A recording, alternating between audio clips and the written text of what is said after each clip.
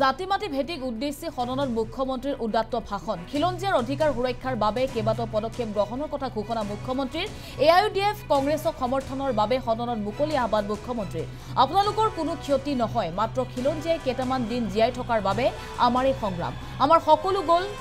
কেইটামান দিন জীয়াই থকাৰ স্বাৰ্থত জাতিক উদ্দেশ্যে সদনত আবেগিক ভাষণ মুখ্যমন্ত্ৰী বেল্ট আৰু ব্লক সমূহত বিভিন্ন অনাকাংক্ষিত লোকৰ প্ৰৱেশ হলেও ইয়াৰ যিটো মূল ক্যাৰেক্টাৰ সেই মূল ক্যাৰেক্টাৰটো আজিও জীয়াই আছে আমি যেতিয়াই বিচাৰো অনাকাংক্ষিত লোকসকলক আমি ইয়াৰ পৰা আঁতৰাব পাৰো আমি এটা মাইক্ৰো ট্ৰাইবেল বেল্ট এণ্ড ব্লকৰ কথা ইয়াত আনিছো য'ত নেকি য'ত সাবস্টেন্সিয়েল শিডিউল কাষ্ট আৰু শিডিউল ট্ৰাইবৰ গাঁও আছে সেই গাঁওবিলাককো আমি micro tribal belt and block আমি ঘোষণা কৰিম ট্ৰাইবেল বেল্ট এণ্ড ব্লকৰ বাহিৰত থকা গাঁওসমূহক আমি কেনেকৈ সুৰক্ষা দিব পাৰোঁ যদি তেওঁলোকে নিজৰ গাঁওখন আনিব খোজে এইখিনিক আমি নটিফাই কৰিম এইটো হল আমাৰ ভূমিৰ অধিকাৰ খিলঞ্জীয়া লোকৰ বাবে সুৰক্ষিত কৰাৰ প্ৰথম স্তম্ভ কিন্তু অসমৰ লগত নাথাকা আন্দোলন কৰা মানুহখিনি কোন আছে অসমত মুছলিম লীগ কোনে গঠন কৰিছিল লড়কে লংগা পাকিস্তান কোনে কৈছিল সেইবিলাক কোৱা মানুহটোতো এইটো আপোনালোকৰ কমিউনিটিৰ পৰাই ওলোৱা মানুহ আপুনি হিষ্ট্ৰী চাব ভাসানীয়ে ইয়াত হুলস্থুল লগাই বাংলাদেশত গ'ল বাংলাদেশে গুৰুত্বই নিদিল হাসানীৰ জীৱনৰ শেষ সময়ছোৱা কিমান দুৰ্ভগীয়া সময় খিলঞ্জীয়াৰ অধিকাৰ ইট ইজ এ অধিকাৰ ৰিকগনাইজ বাই ইউনাইটেড নেশ্যন এটা আপোনালোকে কৈছে যে আমি উজনিত কিয় নাযাম মই ৰিপিট নকৰো কিয় নাযাব যেতিয়া মানুহখিনিয়ে আপোনালোকক মৰমেৰে মাতিব আপোনালোক নিশ্চয় যাব কোনোবাই বিনা নিমন্ত্ৰণত ক'বাত যায় নেকি কিন্তু যদি ধুনীয়া শাক পাচলি সাৰ নাই পেষ্টিচাইড নাই ইউৰিয়া নাই অৰ্গেনিক শাক পাচলি আমিয়ে গৈ কিনি লৈ আহিমগৈ কিন্তু শাক পাচলিটোতো অৰ্গেনিক হ'ব লাগিব না গতিকে তেতিয়াতো আমিও যাম খাবৰ কাৰণে গতিকে এইটো হল সম্পৰ্ক বটদ্ৰবাত এই আইনখন যদি আজিৰ পৰা 30 বছৰ আগত যদি পাছ হলেতেন আমি এভিকশন কৰিব নালাগিলে ইউডিএফৰ বিধায়কখিনিয়ে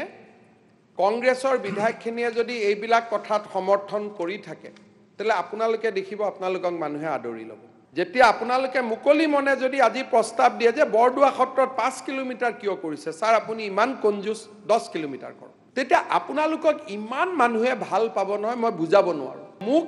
গালি পাৰি লাভ নাই কাৰণ মইটো এটা সেন্টিমেন্টক ৰিপ্ৰেজেন্ট কৰি আছো হিমন্ত বিশ্ব শৰ্মা কি আছে মই একোৱে নহয়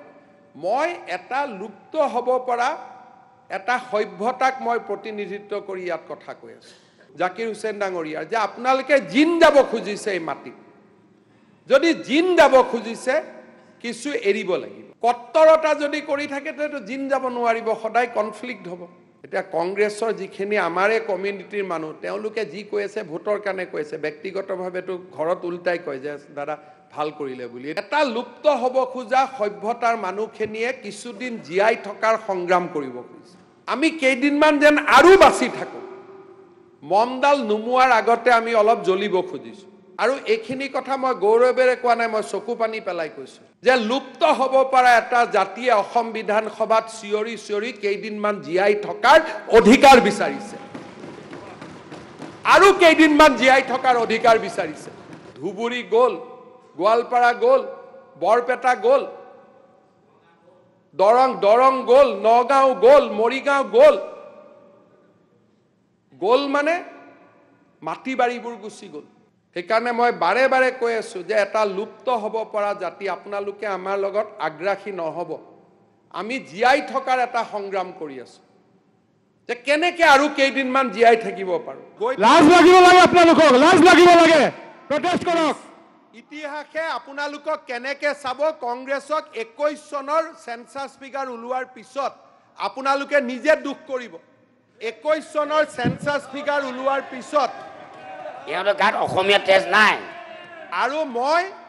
মই আজি ইয়াত অনুৰোধ কৰিছো যিখিনি জিন যাব খুজিছে মুছলমান মানুহ পমুৱা মুছলমান মানুহ কাৰো শত্ৰু নাই জিন যাব খোজা মুছলমান মানুহখিনি আমাক সহায় কৰক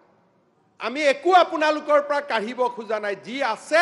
সেইখিনি আপোনালোকৰ থাকিব আমাৰ পৰা আৰু মাত্ৰ নাকাৰ হাৰিব ইয়াত মই লিখা নাই যে ইণ্ডিজেনাছ মানুহখিনিৰ মাটি কাঢ়ি লোৱা হ'ব মই লিখিছো যে যিখিনি মানুহৰ মাটি আছে সেইখিনিৰ মাটি থাকিব আৰু এটা লুপ্ত হ'ব পৰা জাতিৰ অধিকাৰ বিধানসভাত যেতিয়া আমি আহিছিলো এবাৰ মই অসমৰ মুখ্যমন্ত্ৰী হৈছিলো আৰু হম নহম এটো কথা নাই শেষ দিনাখনলৈকে জাতি মাটি ভেটিৰ অধিকাৰৰ বাবে আমি যুঁজিম আৰু সেইটো কাৰণে ইয়াত আহিছিল আৰু আপোনালোকৰ মই সমৰ্থন বিচাৰিছো মই বদৰুদ্দিন আজমল ডাঙৰীয়াৰো সমৰ্থন বিচাৰিছো আব্দুল খালেকৰো মই সমৰ্থন বিচাৰিছো যে যিখিনি জনজাতীয় আৰু আমাৰ অসমীয়া খিলঞ্জীয়া লোকৰ আছে সেইখিনি থাকিব দিও আমিনো কি কৰিম বটদ্ৰবা সত্ৰখন লৈ জীয়াই থাকিম কৰবাত বাথৌ মন্দিৰ এটা লৈ জীয়াই থাকিম এইখিনিকে আৰু কেনেকে জিম যাব যদি আমাৰ পপুলেশ্যন কন্ট্ৰোল হয় কেইটামান কাম যদি আমি কৰো আমাৰ মাজত কোনো কাজিয়াই নাথাকে কংগ্ৰেছেটো কাজিয়া লগাব খুজি থাকে হিন্দু মুছলমানৰ মাজত মই ইনডাইৰেক্টলি মই সিদিনাখনো কোৱা নাছিলো মই কিয় চিঞৰ বাখৰ কৰি থাকো মোক এটা কোড অফ কণ্ডাক্ট লাগে যে এইখিনি কাম আমি দুইটা কমিউনিটিয়ে মিলা মিছা কৰিবৰ কাৰণে আমি এই কোড অফ কণ্ডাক্টটো মানি চলিম যে যদি কৰবাত নামঘৰ আছে 5 কিলোমিটাৰৰ ভিত্তিত আমি গৰু আৰু গাহৰি মাংস নাখাওঁ কেটেল এক্টত সেইটোৱে প্ৰভিজন আছে সেইটো প্ৰভিজনকটো সমৰ্থন কৰাত কাৰো আপত্তি থাকিব নোৱাৰে সিম্পল প্ৰভিজন এটা এই প্ৰভিজনটোক আমি কিয় সমৰ্থন কৰিব নোৱাৰো এই কিটাক যদি আপোনালোকে চিঞৰি চিঞৰি সমৰ্থন কৰে নহয় অসমীয়া মানুহটো অলপ মৰম দিলেই পমি যায় দিল্লীত দিলেই পমি যায় ডক্টৰে দিলেই পমি যায় লৈ গৈ পেলাই পানী হৈছে কি হৈছে কথা নাই দিল্লীত ডক্টৰে দি দিছোতো জামেলা খতম আমাৰ মানুহৰ আশা ইমানেই একো নাই আমাৰ মানুহৰ আশা অকণমান গামোচা এখন দিলে মানুহ পমি যায় কেইটামান মাত্ৰ আপোনালোকে কৈ দিয়ক এইবিলাক হাউচত নকব আমি যামেই আপোনালোকে কব যে আমি ভাল বস্তু তৈয়াৰ কৰিম আপোনালোক নিজে আহিব মৌমাখিয়েটো নিজে ৰাণী মোৰ পিছত আহি যায় যে আমাৰ মাছ গাখীৰ ইমান তাগাৰা সৰভোগৰ দৈ বিচাৰি আমি নাযাওঁ জানো আজি বিয়া বাউৰু পাতিলে গতিকে আপোনালোকক নিজেই মাতিব সেইকাৰণে মই এইটোৱে বিচাৰিছো কংগ্ৰেছটো এতিয়া কিবা হৈ আছে ভোটৰ মতলবত কিবা হৈ গৈছে একো বুজিয়ে নাপায় কি কৰি আছে তেওঁলোকে বটদ্ৰবাৰ 5 কিলোমিটাৰ হে কালি আমাৰ আজি আপোনালোকে গৈ মাইনৰিটি এমএলএ খিনিয়ে টিভিত ষ্টেটমেন্ট দি দিয়ক যে এইটোক আমি সমৰ্থন কৰিছো চাব মানুহে কেনেকৈ আপোনালোকক আদৰি লয় মুক কমিউনিয়েল কৈ থাকিলে একো প্ৰবলেম সলভ নহয় টিভিত গৈ কৈ দিয়ক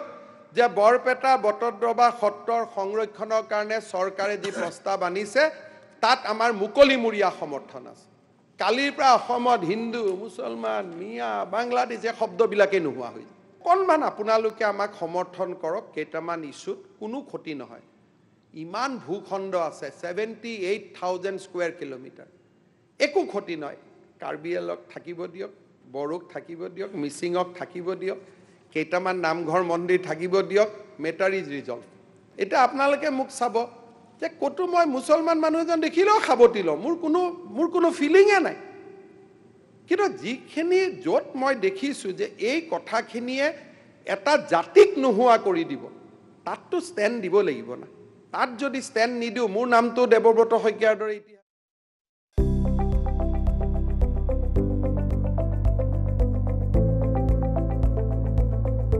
NB News সহজ সৰল ভাষাত